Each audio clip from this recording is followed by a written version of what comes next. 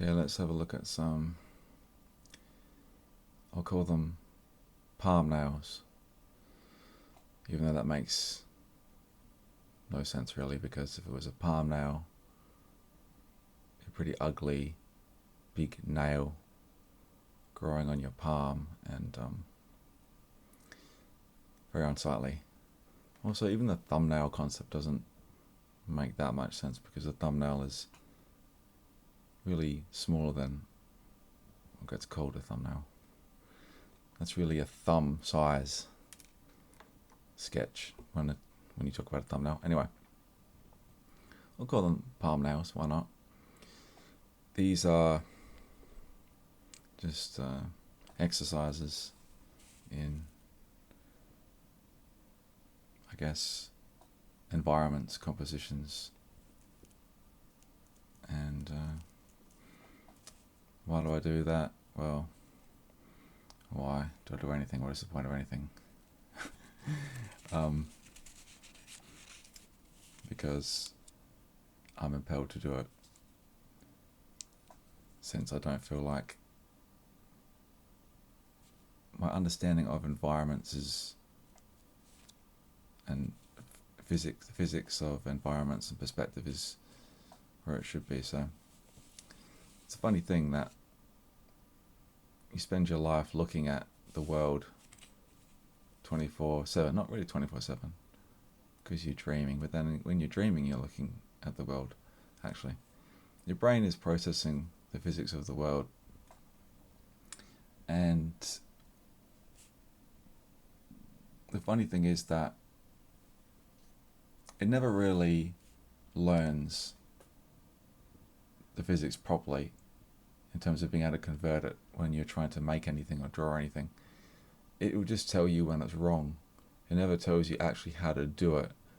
It just tells you when it's wrong. So you spend your life looking at things, and then when you go to construct these environments without reference out of your head, you realize that you don't really know how anything actually looks properly.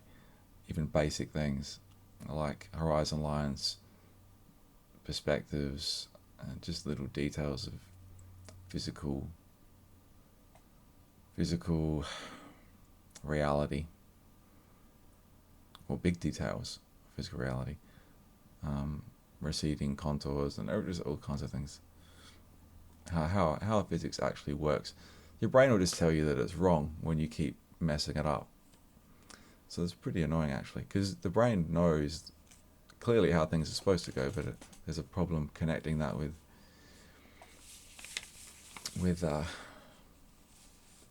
production with simulating reality. So you have to go and systematically correct yourself. So what I've got here are just, these are old photos I'm collecting from a photo archive, and I use old photos because to be honest, I hate looking at modern environments and modern society. So I think it's a cesspit, and I think it's ugly in every way, and therefore I hate looking at modern pictures. So to get some respite from that, I look at old photos where I can see a society that is more appealing in many ways, and also the environments, even though they can be dirty, and arguably sometimes they're more dirty than now, but they're not ugly. And there's a difference between being dirty and being ugly, being vulgar. You don't have ugly buildings, ugly advertising everywhere, ugly people with their ugly dress codes and their ugly culture, and all sorts of other ugliness that I won't go into due to the political nature of it and the heretical nature of it.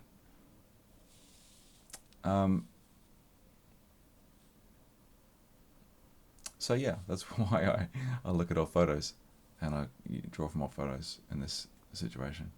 And we're just doing, as I said, exercises. What I'm looking at is the main forms, the main perspective, and sort of vanishing points, but not exactly working them out precisely, just getting a gist for how things are receding and yeah, just how the main forms and shapes are receding, building structures, and this type of thing. And just obviously pen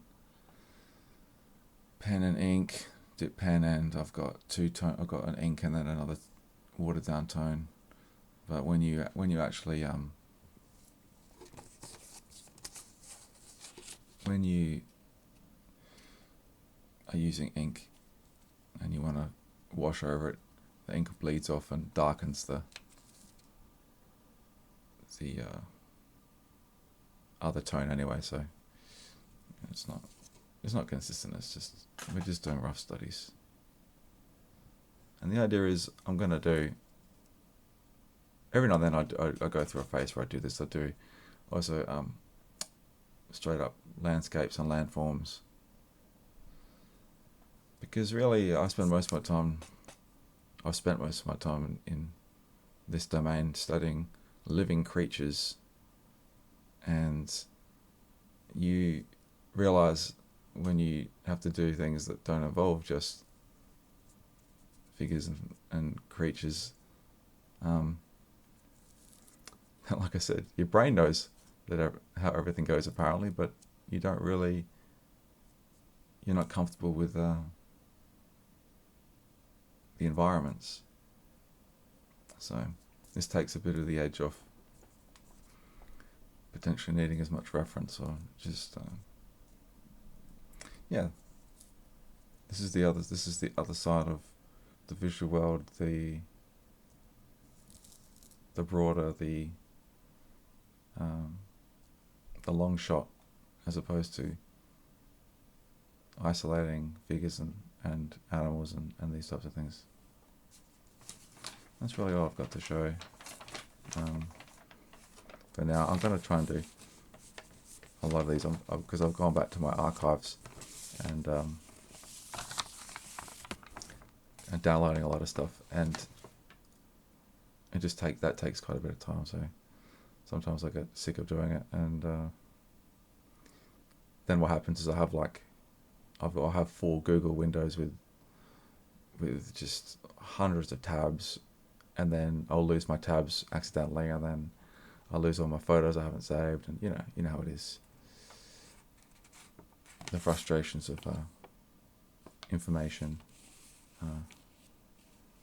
overload on your computer. But yeah, I don't know why I'm showing this or what the point of it is, as I said, but someone might get something out of it. Basically, you're just trying to feed your mind with visual information that, like I said, your brain knows, but it won't let you know when you're in the act of trying to do anything.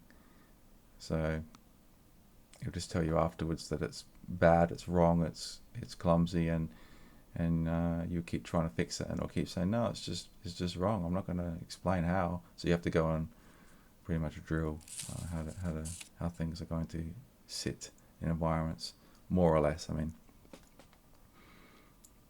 just so that you don't have to use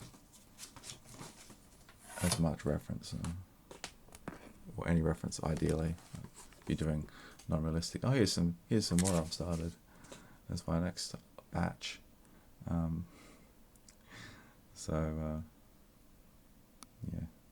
Yeah, particularly the things you don't. One thing I like to get is, I really hate, in case you haven't worked it out, I hate a lot of things about the current era, but I hate the houses and